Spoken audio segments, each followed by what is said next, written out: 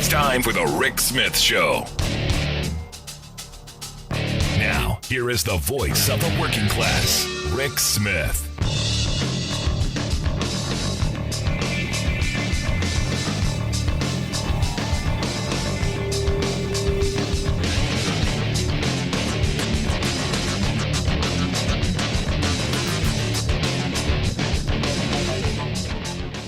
Now, here is Rick Smith. So I've been following what's going on down in Georgia as you've got a number of the co-defendants seeking to get their themselves severed from the others. And I got to tell you, I think if they're successful at some point in severing some of them, maybe we start seeing some rats flipping. Maybe we're going to start seeing them already, but evidently you got Eastman who's filed. You got Cheesebro. The guy's name's Cheesebro. Also Sidney Powell, all of them.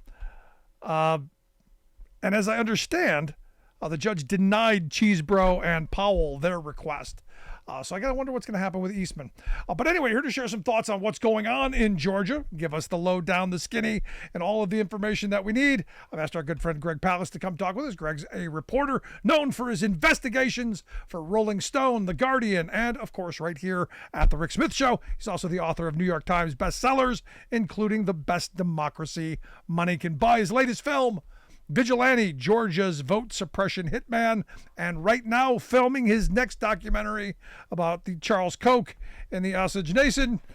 Get info and the books and, well, all the films and all of the stuff at gregpalast.com. Greg, thanks for taking time for us. You're very welcome. I just want to warn people, if you're watching this program, please put on your masks. I've just tested positive for COVID. Now, I don't know how that happened because my good friend Bobby Kennedy says that COVID was designed not to infect Ashkenazi Jews or Chinese. And I think I got it from my Chinese friend who just came back from China and was tested positive. Bobby, what are you telling me? Yeah. So you asked me about Georgia. And so as you know from my film, Georgia, Vote Suppression Hitman, for 9 years for Al Jazeera and The Guardian and Rolling Stone, I have, and of course, the Rick Smith Show. I've been investigating what's going on in Georgia voting shenanigans, and in a way that the national news has utterly, totally missed and misled. And there are two big racketeering cases we need to address. One has gotten a lot of national attention, and one is almost invisible. The one that has a lot of attention, brought by Fani Willis, the district attorney of Fulton County, which is the core of Atlanta, is a racketeering case against Donald Trump and a dozen and a half of his co-defendants for attempting to illegally overturn the election. In particular, what they did was, this is a crime that most people actually really don't understand what the core of the charge is, including the core of Jack Smith's charge. So let me make this clear. And I'm talking to you as a guy who was an expert for the Department of Justice on the racketeering law. And I also have spent a lot of time in courtrooms regarding in Georgia on the special Georgia racketeering laws, which are more severe, which is what Donald Trump is charged under. And the main crime is faking the electors for the Electoral College. As you know, Rick, in our great democracy, we don't get to vote for president. We get to vote only for these strange people we call electors. Right. And the electors go to the Electoral College after they've been elected, and then, which is in each state capital, and the Electoral College votes and chooses our president. Now, Trump's scheme was to have his electors, have Vice President Pence simply say, I'm picking Donald Trump's electors, not Joe Biden's, because there was fraud in certain states, Arizona, Georgia, Nevada, Wisconsin, Pennsylvania. But there's a problem with that. He couldn't get any of his own electors, Donald Trump, to go along with this because they knew it's illegal. They didn't want to sign sworn affidavits, which they send to the federal government, because this is a real crime, saying I was that Donald Trump won Georgia. He couldn't get anyone right working for any of his electors to actually run. So what they did was they made up this fake set of electors. They had a bunch of people, a bunch of schmucks, some local butchers and politicians and all these people. And by the way, you can't, it's interesting, there were some elected officials, and you can't be an elected official and be an elector, by the way, but it doesn't matter. The important thing is that these people made it up, and they signed sworn affidavits at the behest of Rudy Giuliani, at the behest of Sidney Powell, at the behest of John Eastman, and all these Georgia politicians, including the state chair of the Republican Party there, who said, "Oh, just sign these pieces of paper saying you were elected." So people literally signed pieces of paper saying, not just piece of paper, they signed sworn affidavits. I was elected by the people of Georgia to choose the president of the United States. And they sent those off. Right. Even though, and it's not like they're protesting that the vote was wrong, because that's legitimate, Rick. You can protest. And it's been done before. If you think that the election was done, it's been done before. We've had several elections overturned that way. But these guys never ran. So it's like, if it's, look, I'm in LA, so I can suddenly say, oh, I'm signing an affidavit saying I was just elected mayor of Los Angeles. Well, Palace, did you run for mayor? No, but I'm saying I'm the mayor. Now, it's a signed, sworn statement which goes to the Congress of the United States, whose purpose was to defraud the American voter, right, and defraud Congress. But here's my question. That is the crime. That is the core of the charges by both Jack Smith and by Fani Willis in Georgia. Jack Smith, the federal prosecutor, Fani Willis, her charges, she actually indicted all of the fake electors. By the way, 8 of them have already flipped and are saying, it ain't my fault. This guy Giuliani, after all, he was a U.S. prosecutor. He's a big-name lawyer. Yep. All these big-name lawyers are telling us this was legal. Now, as you may know, Rick, ignorance of the law doesn't keep you out of the hoosegow, but they're praying it will be, that they're saying that they were victim, that they were conned by Trump and his buddies. But there was one really funny little side note today, is that one of the electors, who's a state senator, one of the phony electors who was never elected to anything except the state senate, he said his case should be moved to federal court because he was a federal official when he signed that paper. Well, no, that's like, he's charged with being a fake elector. He was never elected. So it's like someone stealing a cop's uniform and saying, you can't arrest me. I'm a cop. No, you stole a cop's uniform. That's the whole point. That's why he's in prison. He's kind of compounding his crime by saying I was a federal official. That's another fraud. That's another 5 years in the hoosegow, buddy. So now why are they trying to get into the federal jurisdiction? The answer is that if this case is going to be handled in Atlanta, in Fulton, you'll have a substantially Democratic, African-American, young, hip Atlanta jury. You'll have an Atlanta jury. And as you can well imagine, they're jurors of color. That is the color blue, overwhelmingly. And so these guys are scared to death of a Atlanta jury. So they've asked to go to federal court. Now, once it goes to federal court, now the jury pool changes from Atlanta to all these suburban areas, Atlanta plus all the big suburban areas. Now, if you see my film, Vigilante, you will see one Republican official, Pam Reardon. She personally challenged 32,000 voters' right to vote, mostly black people, almost all Democrats. 32,000 people. That's in the film Vigilante. That's what we're trying to bust that story. This woman, if they move to federal court, would be eligible to sit on the Trump jury. And she's already told me there's no way that Trump lost the election in Georgia. So if you move, she's in Cobb County. So if you move out to Cobb and Forsyth, which is known as a sundown town, that is, black people take their lives in their hands, literally, if they walk down the streets late at night. And so if you include DeKalb and Cobb and Forsyth and these white suburban counties, MAGA counties, it's going to be very difficult to get a conviction, because all you need is one single juror to say, Trump's my man, and I don't care what the evidence is. I don't care what the judge says. I don't care anything. I'm not convicting this guy. So Yeah. that's their gambit in going to federal court. No, that's their hope because look, the Trump supporters I know have already said they don't care what he did, they don't care what the crimes are. It doesn't matter. They would That's never convict him no matter what. And what you've said is, with these fake electors, I've been asking why on January 7th they weren't arrested that day because clearly they were not the electors. So by putting those documents in, that act alone should have gotten them arrested on January 7th. Well, number one, who was your attorney general? Even Bill Barr, who's a right-wing crypto fascist, but he's not a full-fledged fascist. He resigned. Right. So there was no way that he could arrest them. The Justice Department, this guy, Cheesebro, though some people pronounce it Casabro, I actually don't know which is right. But Cheeseburger, whatever his name is, he was sent over from the Department of Justice. He should have said, Mr. President, I'm going to read you your rights, or certainly find out who these electors are. Give up their names, and I want to get them. Instead, he was helping Trump create the list of fake electors. This is a guy from the U.S. Department of Justice. You're asking why they weren't arrested. Now, my question is, for a guy named Biden, who's our acting president, why he waited 2 years or Merrick Garland waited 2 years to impanel to choose a special counsel. So let me stop you here because I got to ask. Do you think Biden is secretly behind the scenes manipulating all of this? Because I don't think the guy's got the time, the energy. I don't think he's doing this. I think it's Merrick Garland. But do you think Biden's pulling all these strings? Oh, absolutely not. I think Biden is smart enough because he could end up getting questioned. He's not exempt as president. There's he doesn't want to go under oath saying, "Oh, I talked to Merrick Garland about this."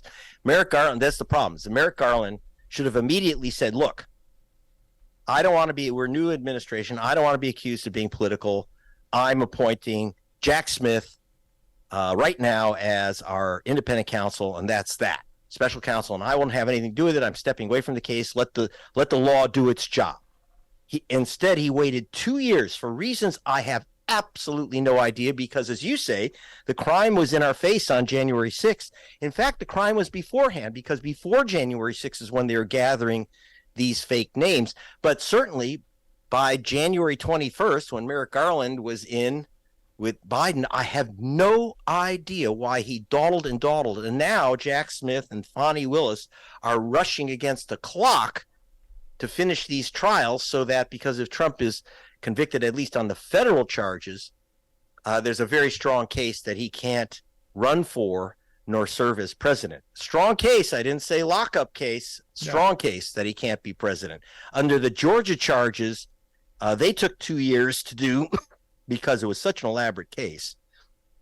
But that case would not affect his right to run or serve as president. He might have to serve as president from a Fulton County prison, but he would not. But he would not be removed from office. Wow, that would be a sight. You're listening to the Rick Smith Show with Greg Palast. Greg's an investigative journalist, New York Times best-selling author, and director of the movie Vigilante, Georgia's vote suppression hitman. All of that you can find at gregpalast.com. We'll get links out on social media how you can do this. Now, here's the thing, Greg. We've been talking about what's going on with Trump and his 18 buddies. The narrative that I get from my Trump supporter friends is, they've weaponized, the legal system because they're only going after Trump. But yet I know there's a RICO case going on in Georgia that I haven't seen any real coverage of. That's right. Because, I keep getting, they don't go after the Black Lives Matter people who burn things, and yet they did. Lots of people went to jail. Lots of people got fairly lengthy sentences. But this one's kind of curious to me because the local district attorney, as I understand, didn't choose to press charges. The state came in and went after these folks in this Cop City situation. Walk me through some of this. Okay. The city of Atlanta, which incorporates pieces of 4 counties and all of Fulton, after the police killing of a black man in Atlanta, and which was shortly after the killing of George Floyd, decided that they had a choice. You can either defund the police, reduce the police force, or refund the police but make them go through serious training. So the city is created, moved to create the Cop City, as they call it, which is basically a big training ground in the middle of a forest area in DeKalb, which is part of Atlanta. And there were hundreds of protesters came from all over the country. It was kind of like the new Standing Rock, and they protested, and just like Standing Rock, some of them smashed up some of the try to damage some of the excavating equipment to build this police training center. And in Atlanta, they set a police car on fire. There's always some crazy. It's kind of that the black box people, and they did create some mayhem. But what the state did, the state just charged 61 people with racketeering, domestic terrorism, money laundering, attempted murder, on and on and on and on. 61 protesters, some people who were just literally going to a concert at the edge of the forest, a protest concert. They were at a concert. They're being charged with felony crimes that could put them in prison for 20 years, wow. including, by the way, one of the legal observers, a lawyer from the Southern Poverty Law Center, was sent there as an observer to protect the rights of the protesters. And he is being charged with felony crime of domestic terrorism. This is a lawyer. I mean, I'm laughing, but he could be in jail for 25 years for this stuff. And what happened is that the district attorney of DeKalb said this is ridiculous. She would refuse to charge these people. She was happy to charge some with trespassing, destruction of property, etc., where that happened, and the perpetrators. But they're not going after the perpetrators. They're not going after people that burned police cars. They're not going after people that smashed up equipment. They're going after protesters and lawyers and people who are just part of this protest. Now, and so it's completely nuts. You have like I say, the local district attorney says this is not a case, but it's being brought by the attorney, this violently partisan attorney general named Carr in Georgia, and talk about interference. Clearly a direct interference and big applause of Brian Kemp, the governor. Now, this is the guy that MSNBC loves because supposedly he stood up to Trump. That's not true. It's an apocryphal story. It's a lie. It's nonsense. And I wish MSDNC would stop giving this guy airtime like he's a saint, when he, in fact, makes Katherine Harris look like Thomas Jefferson in terms of vote suppression. He is the worst vote suppressing governor in the nation, and he's way ahead of DeSantis, way ahead of Abbott in Texas. So this is what's going on here. This is a massive political prosecution, and one of the problems we're running into is that there's there's two racketeering cases, one against Trump and a far more serious case against these young protesters. A lot of them, frankly, were stupid, and they shouldn't have been there. You're not going to be very popular in Georgia. Yeah. It's a good way to get yourself not only arrested, they're lucky that they all didn't get gunned down. One did. There was one protester who was gunned down and killed. So it wasn't a wise thing to do, and creating any damage was really stupid. But this type of political prosecution is horrific. It's criminalizing, and not only just criminalizing in a minor way, but in a major way, criminalizing protest in America. So what do you say to the person who, because I know my MAGA crowd is losing their mind, going, well, you're calling this a political persecution of these people who burned police cars, but those patriots who showed up on January 6th, you're gonna prosecute them. What's the difference? Well, one, they're not prosecuting the people who are burning the police cars. They're prosecuting the protesters. If you're going to say that's the guy that bombed a police car, destroyed public property, that person should be arrested and put in prison.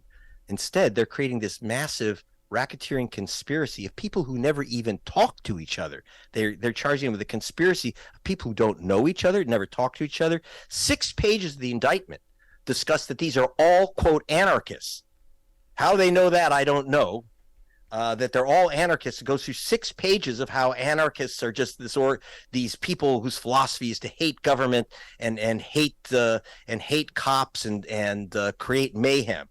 What does this have to? I mean, these are kids just protesting. Half of them don't even know what the word anarchism means.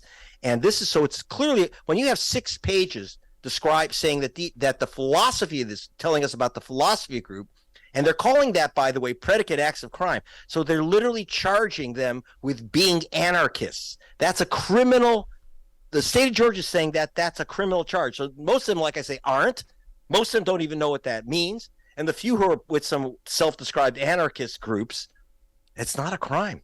You can be a MAGA nut. You can join the Proud Boys. You can be all those things. You can still join the Proud Boys. It's not against the law.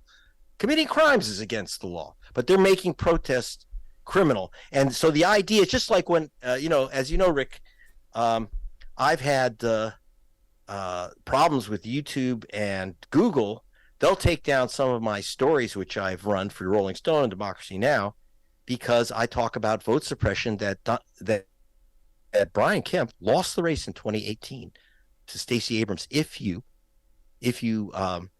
recalculate the vote based on the number of black people wrongly removed from the voter rolls. In fact, I went to federal court and the judge agreed with us on this, by the way. It doesn't change the outcome of the election because that's not, once you have the new person in office, that's it. Right.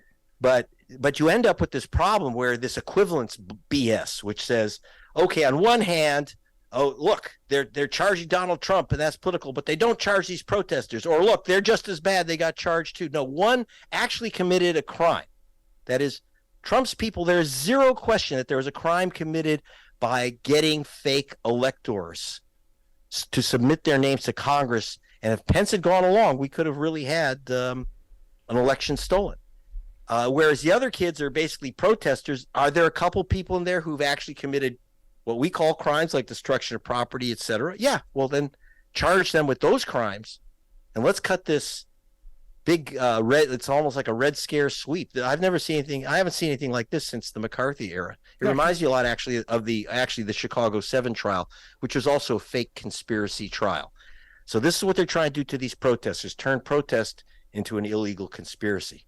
Yeah, but here again, we don't hear much about this, but we do hear all of the whining and complaining. And you're right. I mean, at the end of this, these fake electors, it's right there. So the question I then come back to, what happens if you don't convict these people? What happens then? You mean Trump's crowd? Yeah. That's going to be a problem because then they'll do it again. Because as we head into 2024, believe me, if you think they've dropped the idea of using the 12th Amendment and the second article of the Constitution and the Electoral College Act, these are 3 laws that Trump was hoping to leverage into overturning the electoral vote. If you think they're not going to try to do that again, if they get away with this, if the jury lets them walk, they'll say, we're legitimate. We can just come up with fake electors. Okay, so Mike Pence is, they'll say Mark Meadows is governor of North Carolina. Does he live there? No. Did he run for office? No. We don't matter. We're just saying it's true, and we'll get the courts to back us up. Yeah, this is what I'm worried about. But hold on. But Biden is president, and Kamala Harris is vice president. Couldn't Biden and Harris just do that? Well, I'm very glad that when we talked about the vigilante challenges, that there were 250,000 voters challenged in Georgia by 88 Republican operatives. Not one Democrat challenged one vote. 88 Republicans challenged 250,000 voters.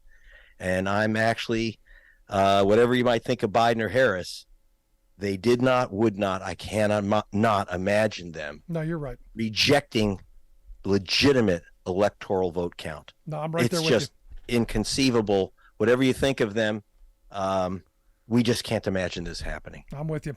The website, gregpalast.com. You can find all of his books, all of the investigative journalists, the movies, all of that stuff. Highly suggested, gregpalast.com. Greg, as always, fascinating stuff, great stuff. Keep up the good work, and I hope you'll come back and talk to us again real soon. Will do. Thanks a lot. Thank you so much, our good friend Greg Palast. Again, gregpalast.com. Make sure you check out the website. Quick break, right back. Stick around. You're listening to The Rick Smith Show. We're working people on the talk. From the steel mills of Pennsylvania, to the auto factories of Michigan, to the modern makers movement, manufacturing makes our nation great.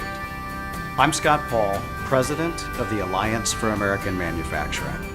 We bring business and labor together to advocate for policies that everyone can agree on, Together, we can strengthen manufacturing and create good-paying American jobs.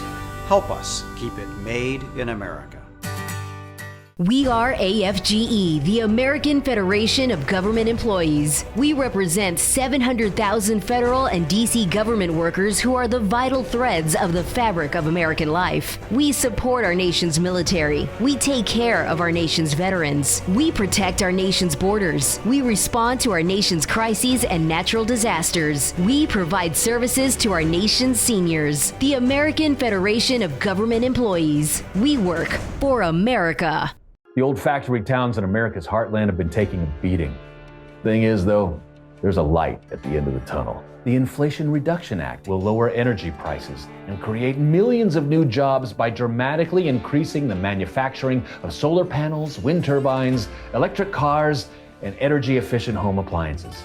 We're finally turning things around after 40 years of screwing over working people. But will we keep moving in the right direction? That's our choice as Americans. It doesn't matter what kind of weather.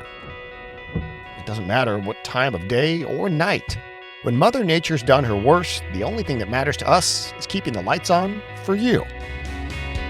The hardworking women and men of the International Brotherhood of Electrical Workers, dedicated to keeping the power on in communities all across the country.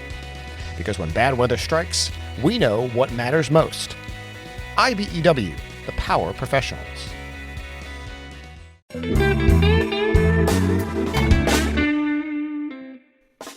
Before we close the program, we want to take a moment to thank our viewers and to share a little bit about why we do what we do. At the Rick Smith Show, we believe that media today is almost entirely controlled by corporate greed. So we have now 24-hour news channels. But instead of 24 hours of news, what we get is 1 hour repeated 24 times, and with tons of commercials creating obscene amounts of profits. Information once presented as a public service has now become a private commodity. So when lies make money, lies are what we get. We get a corporate-controlled rage machine feeding us anger and hate, trying to convince us that our problems are right-left or red-blue, when they are and always have been up-down, the wealthiest 1% versus the rest of us. Our goal is to be an alternative to that machine, not as a news show with a fancy journalist out front, but as a talk show run by a union truck driver and a team of working-class heroes just like you. Everything we do, both what we get right and what we get wrong, is dedicated to advancing the interests of America's working families. No corporate ad buys, no think tanks, no focus groups, no talking points. We are media by working people, for working people. Thanks for tuning in. We'll see you back here next time.